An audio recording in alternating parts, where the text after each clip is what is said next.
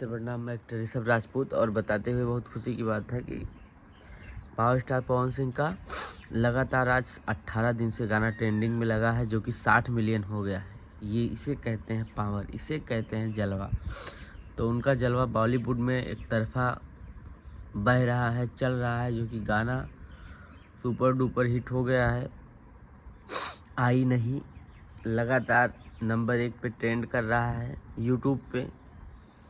और इस गाने में, इस फिल्म में यही गाना सबसे टॉप क्लास का गाना चल रहा है।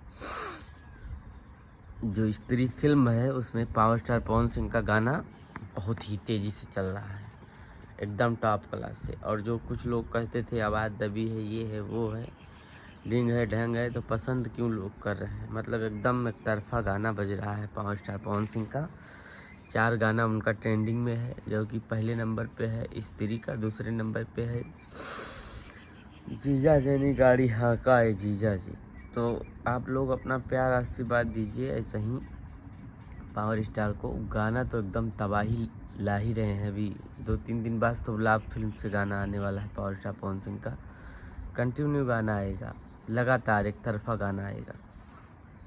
बस आप लोग अपना प्यार आशीर्वाद दीजिए गाने को। जय।